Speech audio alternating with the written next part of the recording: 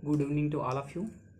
सो आज मैं एक छोटे से टॉपिक के बारे में बात करने जा रहा हूँ। टॉपिक तो खैर बड़ा है, एक एक सब्जेक्ट का ये टॉपिक होता है, लेकिन मैं इसको कोशिश करूँगा कि मैं इसको 2 पार्ट में कवर करूँ और दोनों पार्ट में आपको होपफुली समझ में आएगा। जो पार्ट समझने वाली होगी उसको मैं बताते हुए चलूँगा, बाकी आप इसको कहानी की तरह सुनिएगा, आपको अच्छे से सारी चीज़ क्लियर हो जाएगी। तो जो मैं बात करने जा रहा हूँ आज, बात करने जा रहा हूँ एपी कल्चर के बारे में। तो क्या होती है एपी कल्चर? आपको पता है एपी कल्चर का मतलब होता है हनी का प्रोडक्शन या हनी बी का प्रोडक्शन करना, ठीक।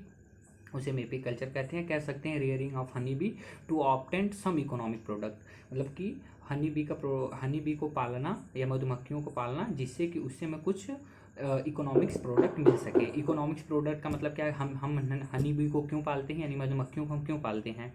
उससे हम शहद प्राप्त करने के लिए, यानी शहद लेने के लिए, बी वैक्स लेने के लिए, ठीक है, प्रोपेलिस लेने के लिए, वी वेनम, सारा कुछ है जो प्रोपेलिस है, वी वेनम है या रॉयल जेली है, उसको लेने के लिए हम हनी बी का प्रोडक्शन करते हैं। ये सारे जितनी भी चीज़ें मैं आगे इसको डिस्क्राइब भी करूँगा कि कौन कौन सी चीज़ें क्या होती हैं, ठीक। तो आपको समझ में आया कि हनी बी को हम क्यों पालते हैं। तो हनी बी को हम हनी के लिए, बी वैक्स के लिए, बी वेनम मतलब मधुमक्खी का जो जहर होता है उसके लिए, प्रोपेल्स के लिए और रॉयल जेली के लिए इसको हम पालते हैं, ठीक। अच्छा, जहाँ पे हनी बी का प्रोडक्ट रियरिंग की जाती है उस जगह को, उस पर्टिकुलर शेप को क्या कहते हैं? तो जहाँ पे हनी बी यानी मधुमक्खियों का पालन किया जाता है उसको हम बी यार्ड या एपियरी कहते हैं, ठीक। जहाँ पे हनी बी को उसकी रेयरिंग की जाती है, जिस जगह पे आप लोग जानते हैं ना कि, अच्छा आप लोग सोचते होंगे कि सर आप बता रहे हैं कि हनी बी का जहाँ पे वो किया जाता है उसे एपियरी कहते हैं। जैसे जनरली आपके गाँव में होता होगा कि जहाँ पे देखते होंगे कि आप दूर दूर पे कि मधुमक्खी ने कहीं छत्ता लगा रखा है, ठीक। तो जो वो छत्ता जिस स्पेस पे या जिस प्लेस पे उन्होंने छत्ता लगा रखा उसी को एपियरी या बी यार्ड कहते हैं। लेकिन यदि कॉमर्शियल टर्म में कहा जाए, जहाँ पे कॉमर्शियल तरीके से यानी व्यावसायिक तरीके से पालन किया जाता है, उस जगहों को भी हम बी यार्ड या एपियरी कहते हैं। तो आपको क्लियर हो गया होगा कि जहाँ पे हनी बी की रेयरिंग की जाती है जिस स्थान को, उसको एपियरी या बी यार्ड कहते हैं, ठीक। अब इसके कुछ टेक्सोनॉमी के बारे में बात करें तो इसकी टेक्सोनॉमी में याद रखना, 2 से 3 बार इस चीज़ को रिपीट कर लेना, एकदम अच्छे से याद हो जाएगा। 2 से 3 बार बस बैक टू बैक रिपीट करना, याद हो जाएगा। तो टेक्सोनॉमी में पहला है किंगडम, तो इसका किंगडम एनिमिलिया है, ठीक। Kingdom animalia, phylum arthropoda, class insecta, order hymenoptera, family apidae, genus apis. और स्पेसीज में बात करें तो इसकी टोटल 7 स्पेसीज हैं, ठीक। ये जो मैंने बोला है इसको आप लोग 2 से 3 बार याद कर लें। फिर मैं एक बार रिपीट कर देता हूँ। जो इसका किंगडम है वो animalia, phylum arthropoda, class insecta, order hymenoptera, family apidae, genus apis, और स्पेसीज में टोटल इसकी 7 स्पेसीज हैं, ठीक। इसमें से टोटल 7 स्पेसीज हैं, इसमें से जो 6 स्पेसीज हैं वो इंडिया की हैं यानी इंडिजीनियस हैं, और जो एक स्पेसीज है वो एग्जॉटिक है यानी बाहर से लाई गई है। तो जो 6 इंडिया की हैं उसके क्या क्या नाम हैं? तो जो पहला है उसमें है एपिस डॉर्साटा। मैं एक एक हनी बी को बताऊंगा भी कि कौन कौन सी हनी बी, जो कौन कौन सी स्पेसीज है जिसका हम रियरिंग करते हैं, ठीक। तो इंडिया की है उसमें पहला है एपिस डॉर्साटा, दूसरा है एपिस इंडिका, तीसरा है एपिस फ्लोरिया, ठीक। पहला एपिस डॉर्साटा, दूसरा एपिस इंडिका, तीसरा एपिस फ्लोरिया, चौथा है एपिस लेबोर्नियासा, ठीक। चौथा है एपिस लेबोर्निसा, पांचवा है एपिस एंड्रीपोरिस, और छठवां है एपिस मॉलुपोरा, ठीक। मॉलिपोरा। इसमें से जो मैंने शुरू के 3 बताए हैं, एपिस डॉर्साटा, एपिस इंडिका और एपिस फ्लोरिया, ये जो तीनों हैं इन्हीं का रियरिंग किया जाता है। इंडिजीनियस की बात करें तो जो मैंने शुरू के 3 बताए हैं, एपिस डॉर्साटा, एपिस इंडिका और एपिस फ्लोरिया, इन्हीं की रियरिंग की जाती है। जो बाकी बचे 3 हैं रिमेनिंग हैं उनका रियरिंग नहीं किया जाता, अभी तक रियरिंग नहीं किया जाता, ठीक। और जो एक एग्जॉटिक ब्रीड है जिसको बाहर से लाया गया है उसको हम इटालियन बी कहते हैं, ठीक। उसका साइंटिफिक नेम है एपिस मेलिफेरा, जिसको हम इटालियन बी के नाम से जानते हैं, ठीक है। इटली से एक और मधुमक्खी आई है, खैर पॉलिटिक्स वाली चीज़ हो जाएगी तो इसको मैं नहीं बताऊंगा, आप लोग जस्ट गेस कर लीजिएगा कि कौन इटली से आया है, ठीक। तो इंडिजीनियस को आप लोग क्लियर हो गया। फिर से मैं रिपीट कर दूं, इंडिजीनियस में 6 हैं, एपिस डॉर्साटा, एपिस इंडिका और एपिस फ्लोरिया, एपिस लेबोर्निसा, एपिस एंड्रीपोरिस और एपिस मॉलिपोरा, ठीक। एग्जॉटिक में एक है एपिस मेलिफेरा, ठीक, ये तो क्लियर हो गया होगा। अब इसमें से 4 स्पीसीज हैं इंडिया की, जो मैंने बताई 3 species, apis dorsata, apis indica, apis florea और एक एग्जॉटिक एपिस मेलिफेरा। इन 4 की रेयरिंग की जाती है, ठीक। अब हम एक एक के बारे में जानते हैं कि क्या क्या कौन कौन सी स्पीसीज है, इसके क्या कैरेक्टर हैं या क्या स्पेसिफिकेशन है, ठीक। तो पहले बात करते हैं एपिस डोर्साटा की, इंडिया से ही स्टार्ट करते हैं, ठीक। अच्छा, ये जो चारों हनी बी हैं उसमें जो सबसे बड़ी वाली हनी बी है, जिसकी साइज, जो हनी बी की साइज होती है वो जो सबसे बड़ी है वो एपिस डोर्साटा की है। अब डोर्साटा क्यों पढ़ा? डोर्साटा एक वर्ड आता है इंग्लिश में जिसको कहते हैं ड्रास्टिक। ड्रास्टिक का मतलब होता है उग्र होना या भयानक होना, तो उसी से ये मिलके बना है एपिस डोर्साटा, या उसी का सिमिलर वर्ड है एपिस डोर्साटा। जो ये मधुमक्खी होती है एपिस डोर्साटा ना, ये काफ़ी खतरनाक मधुमक्खी होती है। खतरनाक का मतलब क्या है कि पहले तो इसकी साइज सबसे बड़ी होती है, दूसरी सबसे जो मेजर इसके कैरेक्टर ये हैं कि ये काफ़ी उग्र होती है, यानी आप इसके साथ थोड़ा सा भी छेड़छाड़ करेंगे ना तो ये आपको भयंकर अटैक कर सकती है आपके ऊपर। मैं आपको एक छोटी सी स्टोरी सुनाता हूँ, खुद मेरी इंडिविजुअल स्टोरी है वो। तो एक बार हुआ क्या था, हम लोग बचपन में छोटे छोटे थे तो हम लोग क्रिकेट खेल रहे थे, 3-4 लोग साथ थे, तो क्रिकेट खेले थे। तो क्रिकेट में जनरली हुआ क्या कि क्रिकेट खेलते खेलते पता नहीं कैसे हम लोग के दिमाग में एक बात आई, वहाँ पे उस टाइम तो पता नहीं था कि ये एपिस डोर्साटा है, इतनी भयंकर है, ठीक।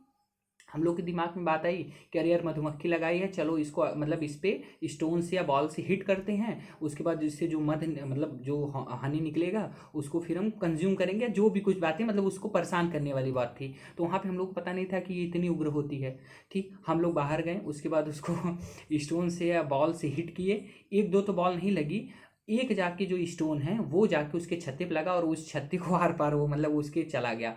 अब उसके बाद वो भयंकर एकदम समझ लीजिए स्प्रेड की, मतलब भयंकर उग्र हो गई, मतलब फैलने लगी और समझ लीजिए कि दौड़ाने लगी। मतलब हम लोग भागे, अंदर भागे, हम लोग तो खैर बच गए, लेकिन बेचारी एक में एनिमल है बगल में बंधी हुई थी, भैंस थी वो बंधी हुई थी, वो उसके अटैक में मतलब आ गई। और हम लोग को जनरली पता नहीं था, हम लोग तो मार के भाग गए, 3-4 लोग थे, सभी लोग कमरे में जाके बंद हो गए। 10-15 मिनट बाद जब खोले तो सारा कुछ मतलब फिर साफ़ हो चुका था, क्लीन हो चुका था, कोई प्रॉब्लम नहीं थी। लेकिन वो जो मधुमक्खी थी वहाँ पे भनभना रही थी और हम लोग को ज़रा से भी आइडिया नहीं था कि वो जो मधुमक्खी है वो उस भैंस को जाके स्टिंगिंग मतलब कर दी है, डंक मार दी थी। और करीब करीब 20 से 25 मधुमक्खियों ने उसको काटा। अब वो भैंस काटने के बाद वो तो रिलैक्स होकर बैठी थी, वो भी सोच रही होगी कि मैं यार रिलैक्स होकर बैठी थी यार, कहाँ से इतनी मधुमक्खियाँ आ गई। अब वो पूरा परेशान हो गई। अब उसके बाद उसने जो वो खूंटे में बंधी थी तो उसको तोड़ा कर वो भागी, और संजोग देखिए उस दिन कि भागी, और भागने के बाद फिर वो भैंस जाके कुएं में गिर गई और हम लोग को उस टाइम भी नहीं पता चला। 2 ढाई 3 घंटे बीत गए, फिर जो उसका ऑनर है मतलब जो भैंस का मालिक है वो आया, उसके बाद उसने देखी, तो उसके बाद फिर वो खोजने लगा। तो बाद में पता चला कि वो कुएं में, और जो कुआं था ना उसको उसने सड़ी गली लकड़ियों से, ये जो सरपत नहीं है उसी से वो ढक के रखा था, वो सड़ा गला था। अब वो बचने के चक्कर में भागने लगी क्योंकि उसको डंक लग चुके थे काफ़ी हनी बी के, तो वो बचने के चक्कर में बेचारी कुएं में गई। फिर बाद में पानी वानी डाल के उसको ऊपर लाया गया। तो वो थी हम लोग की स्टोरी, ठीक। तो उस टाइम पता नहीं था कि यार ये इतनी उग्र होती है, तो वो थी एपिस डोर्साटा। अब बात करते हैं इसके एपिस डोर्साटा को। बस आप लोग सुनते जाइएगा, ये कहानी है, 1 या 2 बार देखेंगे आपको अच्छे से याद हो जाएगा। जो चीज़ें बताने वाली होगी मैं उसको बताते हुए चलूँगा, ठीक है। ये वीडियो हो सकता है थोड़ा लेंदी हो, लेकिन बस आप उसको सुन लीजिएगा। आपको कह तो नहीं सकते, लेकिन अच्छे से मतलब 50-60-70% तो 1-2 बार दिखने में क्लियर हो जाएगा। अब बात करते हैं एपिस डोर्साटा की। तो मैंने बताया कि ये सबसे जो जितनी भी रेयरिंग की जाती है हनी बी, उसमें सबसे बड़ी वाली हनी बी होती है। जो इसकी साइज़ होती है वो लगभग 20 mm तक होती है। जो इसकी जो हनी बी की साइज़ होती है वो 20 mm तक होती है। अच्छा, इसीलिए इसको जायंट बी भी कहते हैं। जो इसकी साइज़ होती है 20 mm तक होती है, इसीलिए इसको जायंट बी कहते हैं। इनका एक कैरेक्टर सबसे बेहतरीन ये है ना, ये कभी निचली जगहों पर अपना हाइप्स यानी छत्ते नहीं बनाती। जब भी इनका आप छत्ता देखेंगे ना, दूर दूर जैसे पेड़ होंगे तो पेड़ के सबसे ऊपर वाले एपेक्स वाले पार्ट पे, या कह सकते हैं जो बिल्डिंग होती है ना उसके सबसे ऊपर वाले पार्ट पे दिखाई देंगे। मतलब ये कोने में जो सबसे ऊंची वाली जगह होती है वहाँ पे ये अपना हाइप्स बनाती हैं, ठीक है। इसलिए इनको या तो पहाड़ों के सबसे ऊपर, पहाड़ों के सबसे कॉर्नर पे बनाती हैं। और जो इनका छत्ता होता है ना वो 1 मीटर लंबा होता है। मतलब 1 मीटर मतलब कह सकते हैं कितना बड़ा, मतलब काफ़ी बड़ा बड़ा छत्ता होता है। इसीलिए इसको रॉक भी कहते हैं, क्योंकि ये सबसे ऊपर वाली सरफेस बनाती है। और ये अपने पूरे 1 साल में 15 से लेके 40 किलोग्राम हनी का प्रोडक्शन करती है, यानी शहद का उत्पादन करती है। एक छत्ते से 15 से 40 किलोग्राम एक साल में ये हनी का प्रोडक्शन करती है। ये थी एपिस डोरसाटा, आपको क्लियर हो गया होगा।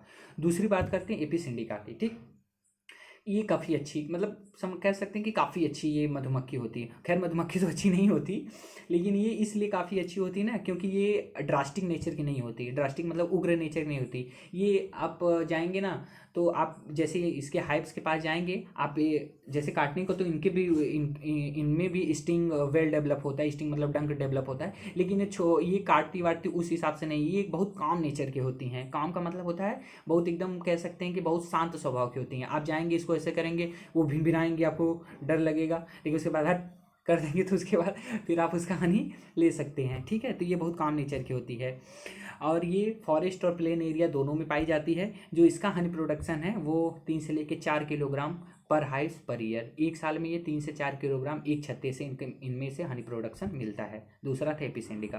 तीसरी बात करते हैं एपिस फ्लोरिया। फ्लोरिया शब्द आप लोग समझते हैं, फ्लोरिया किससे आया, फ्लावर से आया है। तो बेसिकली जो ये इनका पूरा लाइफ साइकिल होता है ना, वो ज़्यादातर ये फ्लावर्स को फीड करने में जाता है। ठीक है, इसीलिए इसको फ्लोरिया रखा गया है। ये दिखने में भी, मतलब ये जो ऑर्नामेंटल फ्लावर होते हैं उन्हीं से ये फीड करती हैं, उन्हीं से अपना भोजन लेती हैं। और सबसे छोटी, जितने भी रेयरिंग, जो सबसे बड़ी थी एपिस डोरसाटा, और जो सबसे छोटी हनी बी है जो रेयरिंग की जाती है वो है एपिस फ्लोरिया। ठीक, सबसे छोटी बी होती है, इसीलिए इसको लिटिल बी भी कहा जाता है। ये कहाँ पे पाई जाती है, ये केवल प्लेन एरिया में पाई जाती है, सबसे छोटी होती है। और इनका जो हनी है वो सबसे कम है। मतलब ये एक साल में एक छत्ते से इसमें से 250 से 300 ग्राम, बस एक साल में इसमें से 250 से 300 ग्राम ही हनी को ये प्रोड्यूस करती हैं, दे पाती हैं। लेकिन ये जो इसका हनी होता है ना, ये सबसे मीठा होता है। आप बिलीव करिएगा कि ये तो मार्केट में भी अवेलेबल है। आप कभी भी एपिस फ्लोरिया का आप हनी मंगा के देखिएगा, खाएंगे, इतना मीठा होता है, गजब का मीठा। लेकिन इनका जो हनी प्रोडक्शन होता है सबसे कम होता है। ठीक है, और ये सबसे छोटी होती हैं। ये तो 3 होगी इंडिजीनियस। अब बात करते हैं एग्जॉटिक की। एपिस मेलिफेरिया, सही बताएं ना तो गजब का कमर्शियल कल्टीवेशन इसका, मतलब गजब का इसका कमर्शियल रेयरिंग की जाती है। कमर्शियल पर्पस से तो एकदम समझे बेहतरीन है। आज के डेट में जितने भी कमर्शियल तरीके से या जितने भी फार्म वगैरह पे हनी प्रोडक्शन किया जाता है, एपीकल्चर किया जाता है, उसमें इसका ना कोई जवाब है नहीं है। मतलब बेतोड़ एकदम इसका कमर्शियल वो रेयरिंग की जाती है। इसको इटालियन भी या यूरोपियन भी कहते हैं इसको, क्योंकि इटली से इंट्रोड्यूस की गई थी, और इटली कहाँ पड़ता है, यूरोप में, तो इसीलिए इसको इटालियन भी या यूरोपियन भी कहते हैं। इसको भारत में किसने लाया, तो इसको भारत में एएस अटवल, एएस एक साइंटिस्ट थे, एएस अटवल नामक, तो उन्होंने 1960 में इसको इटली से इंट्रोड्यूस कराया इंडिया में, और वो किस जगह, पंजाब में। ठीक, इसीलिए अटवल साहब को, एएस अटवल जो साहब हैं, उसको फादर ऑफ मॉडर्न बी या बी कीपिंग इन इंडिया के नाम से भी जाना जाता है। यानी father of modern bee keeping in India AS Atwal को कहा जाता है। इसका जो हनी प्रोडक्शन है ना भाई, ये इसका हनी प्रोडक्शन 50 से लेके 180 किलोग्राम पर हाइव पर ईयर। सोच लीजिए, 50 से लेके 180 किलोग्राम पर हाइव पर ईयर। एक साल में ये 50 से लेकर 180 किलोग्राम तक हनी प्रोड्यूस कर सकती हैं। और इनको आप देखेंगे ना, इसके बाद में, इस वीडियो के बाद मैं इसमें वो भी डाल दूंगा, क्या नाम है, इनका सारों का, मतलब इनका पिक्चर भी डाल दूंगा, तो आप लोग उससे देख लीजिएगा। जो एपिस मेलिफेरा है और एपिस इंडिका है, ये एज इट इज सिमिलर होती हैं अपने इंडियन बी से। जो इंडियन बी है एपिस इंडिका, उससे एज इट इज सिमिलर होती हैं। आप उसको आइडेंटिफाई उतने अच्छे से नहीं कर पाओगे जितने अच्छे से, मतलब साइंटिस्ट वगैरह यदि कोई डेली रेयरिंग करता है तो वो पकड़ लेगा, लेकिन आप ऐसे जनरली देख के नहीं बता पाओगे। तो ये सिमिलर होती है इंडियन बी के साइज और स्ट्रक्चर दोनों में। ठीक, अच्छा, अब आपको पता होगा कि जो हनी बी होती है इसमें कास्ट सिस्टम चलता है। जैसे हम लोगों में कास्ट है ना, कोई जनरल है, कोई ओबीसी है, कोई एससी है, कोई एसटी है, तो इसको हम कास्ट वाइज, और एससी एसटी में भी और ओबीसी में भी कई, फिर उसके बाद वो कास्ट सिस्टम आ जाता है जिसमें क्रीमी लेयर है, नॉन क्रीमी लेयर है, कई तरीके का आता है। ठीक, तो कास्ट सिस्टम हनी बी में देखें तो इसमें भी कास्ट सिस्टम चलता है। तो कास्ट सिस्टम जो चलता है, हमको पता है कि जो हनी बी होती है एक सोशल इंसेक्ट है, यानी सामाजिक कीट है। समाज का मतलब समझते हैं ना, समाज में क्या होती है कि समाज में जैसे कई तरीके का, जैसे समाज होता है, समाज में कॉलोनी होती है, कॉलोनी में कई तरीके के लोग रहते हैं, कोई ब्राह्मण है तो कोई क्षत्रिय है तो कोई कुछ है, तो इस टाइप से, तो इनमें भी एक कॉलोनी चलती है। ठीक है, और इनकी जो एक कॉलोनी होती है, इस कॉलोनी में एक कॉलोनी या एक हाइव या एक छत्ते में 30,000 से लेकर 50,000 तक मधुमक्खियाँ रहती हैं। जो उनका एक हाइव है, एक कॉलोनी है, उसमें 30,000 से लेकर 50,000 तक मधुमक्खियाँ एक छत्ते में रहती हैं। ठीक, इन छत्तों में 3 तरह के मेंबर प्रेजेंट होते हैं, 3 टाइप्स के मेंबर होते हैं, जिसमें पहला मेंबर क्वीन होता है, दूसरा ड्रोन होता है, तीसरा वर्कर। अब हम सेपरेटली एक एक को कवर करते हुए चलेंगे कि क्वीन का क्या काम है, क्यों पाया जाता है, ड्रोन का क्या काम है और वर्कर का क्या काम है। ठीक, तो आपको पता चल गया कि एक कॉलोनी में 30,000 से लेकर 50,000 तक मेंबर्स होते हैं, और उसमें से एक छत्ते में केवल एक ही रानी मधुमक्खी होगी। ड्रोन जो होते हैं उनकी संख्या 200 से 300 होती है, बाकी जितने बचे हुए हैं बेचारे वो वर्कर होते हैं। अब बताएंगे इसके बारे में, आप लोग बस सुनते रहिएगा, ये कहानी की तरह बस सुनिएगा, 1-2 बार सुनेंगे याद होगा। तो पहली बात करते हैं क्वीन बी की। बता दिए कि एक छत्ते में एक क्वीन बी होती है। जो इनकी साइज होती है, ये पूरे छत्तों में जो सबसे बड़ी वाली मधुमक्खी होगी, जो सबसे बड़ी साइज में, शेप में, स्ट्रक्चर में जो सबसे बड़ी मधुमक्खी होगी वही क्वीन बी है। इनकी जो साइज होती है वो 15 से लेकर 20 mm तक होती है। ठीक, और इसके बाद ये क्वीन की प्रोजनी होती है, यानी जो क्वीन होती है, जो इससे पहले की क्वीन थी, उसकी ये प्रोजनी होती है। इनमें स्टैंडिंग और वैक्स जो ग्लैंड होते हैं वो एब्सेंट होते हैं, या होते भी हैं तो बहुत कम होते हैं। स्टैंडिंग मतलब डंक मारने की, और वैक्स ग्लैंड जिससे वो wax gland wax gland extract करती हैं, वो इनमें बहुत कम होते हैं। ठीक है, इनका जो बेसिकली काम है रॉयल जेली को फीड करना। अब रॉयल जेली आप जानते हैं ना, जो रानी मधुमक्खी होती है वो भर भर के रॉयल जेली खाती है। अभी मैं बताऊंगा कि कौन रॉयल जेली को प्रोड्यूस करता है, कौन लाता है, कौन कैसे क्या करता है। बस इनका ये काम है, क्वीन हनी बी का, यानी जो रानी मधुमक्खी उसका काम है आप रॉयल जेली को खाओ और दिन में 1,000 से लेकर 2,000 तक अंडे रोज दो। बस इसका बेसिकली यही काम है कि आपको 1,000 से 2,000 तक अंडे देने हैं और खूब भर भर के अपने रॉयल जेली को खाना है। ठीक है, अब बताते हैं कि ड्रोन और वर्कर्स एक्चुअल आते कैसे हैं। तो आपको पता चल गया कि एक छत्ते में एक क्वीन होती हैं। ये जो क्वीन होती हैं ये 2 तरीके के अंडे देती है। जो पहला अंडा होता है, ये एक अंडा फर्टाइल एग होता है, एक अंडा अनफर्टाइल एग होता है। तो जो फर्टाइल एग होता है उसमें से फीमेल डेवलप होते हैं। जो अंडा फर्टाइल होता है उसमें से फीमेल डेवलप होते हैं। जो अंडा अनफर्टाइल होता है उससे ड्रोन डेवलप, या ड्रोन या मेल हनी बी कह सकते हैं उसको, वो डेवलप होते हैं। जो फर्टाइल होता है उससे फीमेल होती है, जो अनफर्टाइल होता है उससे मेल होते हैं। मेल को हम ड्रोन कहते हैं। तो जो फीमेल होती है, फीमेल में जो फीमेल पहले आके जिसको क्वीन रॉयल जेली खिलाती है, ठीक है, जिसको क्वीन रॉयल जेली खिलाती है वो जाके बाद में क्वीन बनती है, और जिसको रॉयल जेली वो क्वीन जो होती है वो नहीं खिलाती है, वो वर्कर्स होते हैं। ये बेसिकली स्ट्राइल नेचर के होते हैं। ठीक है, आप समझते हैं कि कैसे इनका लेस होता है।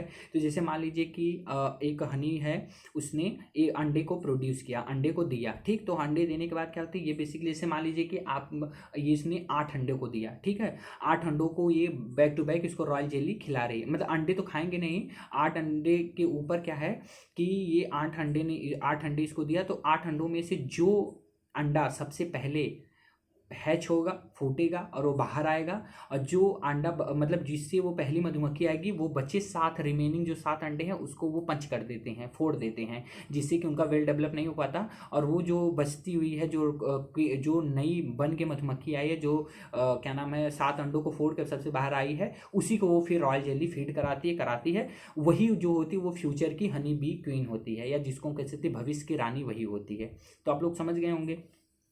अब बचते हैं बेचारे ड्रोन तो मैंने बताया कि इनकी जो संख्या होती है वो 200 से 300 होती है। ये कहाँ से डेवलप होते हैं, तो याद रखना, ये क्वेश्चन में पूछता है।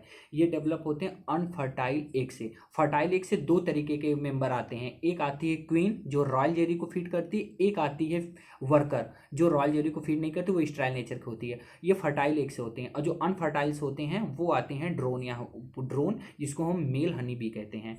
तो ये कहाँ से डेवलप होते हैं, अनफर्टाइल एग से। इनका फंक्शन क्या है, इनका केवल एक ही काम है, वो क्या है, क्वीन हनी बी के साथ मैटिंग करना, ठीक है, या सेक्सुअल इन्वॉल्व होना।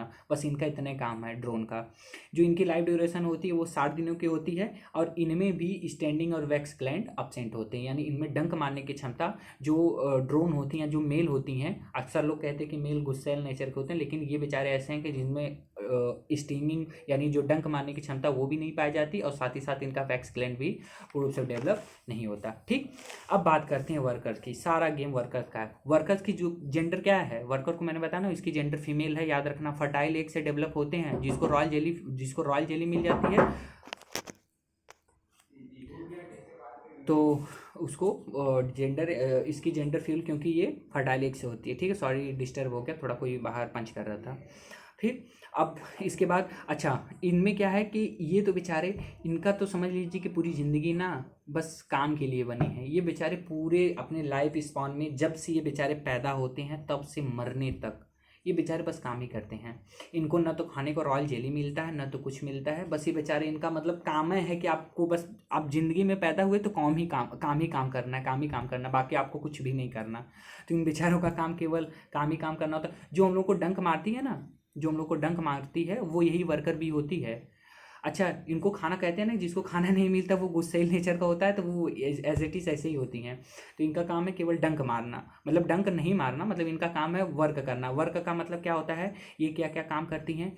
ये पहले तो जब बेचारी ये पैदा होती हैं, तो पैदा होने से लेकर शुरू के 3 से लेकर 10 दिन तक ये बेचारी करती हैं कि ये जो रानी मधुमक्खी अंडे दे रही है उसकी देख रेख करना, जो शुरुआत के इसके 3 से 10 दिन होते हैं। फिर 10 से लेके 25 दिन तक ये, जैसे थोड़े सा बड़े होती हैं तो 10 से लेके 25 दिन तक ये गार्ड का काम करती हैं या रखवाली करती हैं अपने छतों की। और जैसे ये 25 दिन से एबव होती हैं और पूरे जब तक मरने की स्टेज तक, 25 से लेके मरने की स्टेज तक, ये बेचारी बस इनका काम है कि आप जाओ बाहर से फ्लावर से फीड करो, उस वहाँ से पॉलन नेक्टर कलेक्ट करो, वहाँ से हनी बनाओ और हनी बना के रानी मधुमक्खी को खिलाओ। इनका बेचारे का यही काम है। मतलब सोच लीजिए कि शुरू से लेके शुरू के पैदा होने से लेके 10 दिनों तक ये पहले तो अंडों का देख रेख करती हैं जो रानी मधुमक्खी ने दिया है। फिर 10 से लेके 25 दिनों तक ये गार्ड का काम करती हैं छत्ते का। फिर 25 से लेके पूरे जिंदगी भर, मतलब मरने तक, ये बेचारी केवल नेक्टर को कलेक्ट करती रहती हैं।